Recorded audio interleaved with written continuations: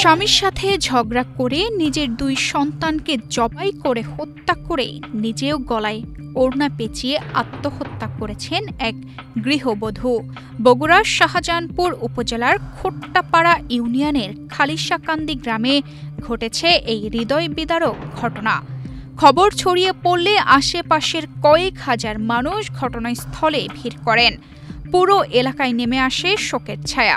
এখানে এনারা স্বামী স্ত্রী 2 জন কাল থেকে ক্যাসাল চলতেছে এনাদের। এই কথা কাটাকাটির ভিতর কি হয়েছে না হয়েছে আমরা তো পাড়া প্রতিবেশী, আমরা অতটা জানি না। পদ্মা সেতু, মেট্রো রেল এবং এলিভেটেড এক্সপ্রেসওয়ে নির্মাণের গর্বিত অংশীদার বসুন্ধরা সিমেন্ট। স্থানীয়দের ধারণা সাদিয়া বটি দিয়ে 2 সন্তানের গলা কেটে হত্যা করেন, পরে নিজেও গলায় ওড়না পেঁচিয়ে আত্মহত্যা করেন। কারণ তার রাগ অনেক বেশি ছিল, শাশুড়ির সাথে সবসময় ঝগড়াঝাটি লেগেই থাকত।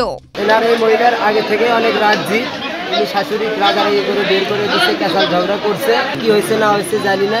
তারপরে 2টা বাচ্চা ছিল, 2টা বাচ্চাকে এখানে বটিতে জবাই করছে। জবাই করানোর পর উনি নিজেও ফ্যানের সাথে ঝুলে আত্মহত্যা করছে। তবে এটি আত্মহত্যা নাকি পরিকল্পিত হত্যা তা নিয়ে সাদিয়ার স্বজনদের মধ্যে চলছে নানা প্রশ্ন। এই নির্মম ঘটনার সঠিক তদন্ত ও ন্যায় বিচারের দাবি জানিয়েছেন সাদিয়ার স্বজনরা।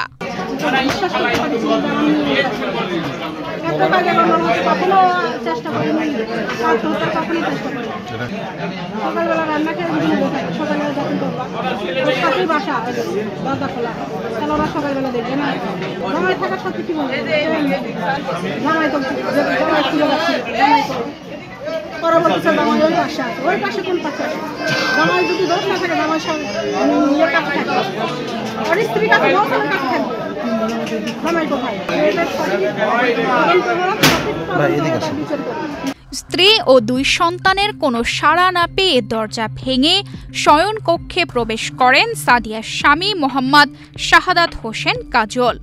তিনি বাংলাদেশ সেনাবাহিনীর সদস্য এবং ময়মনসিংহ ক্যান্টনমেন্টে কর্মরত।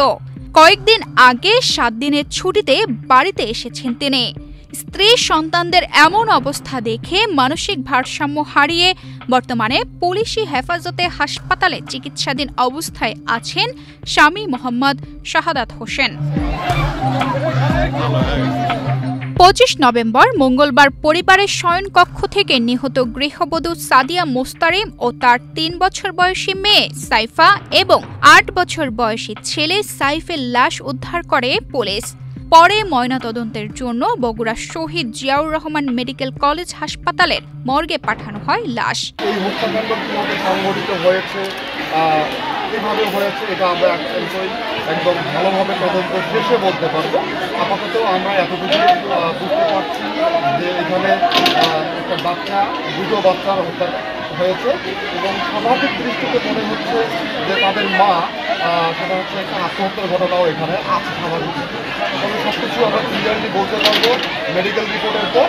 আমরা ময়নাতদন্ত রিপোর্ট আমাদের হাতে আসলে আমরা খুব সঠিকভাবে বলতে পারবো যে এখানে হত্যাকাণ্ডটি কীভাবে সংঘটিত হয়েছে এবং আমাদের তদন্তের সাপেক্ষে আমরা বলতে পারবো। আমাদেরকে একটু সময় দিতে হবে, আমরা সময় নিয়ে এই জিনিসগুলো আপনাদের কাছে সময় মতো পৌঁছে দিতে হবে। তানজিদা রহমান, ইনায়া, বাংলাদেশ প্রতিদিন।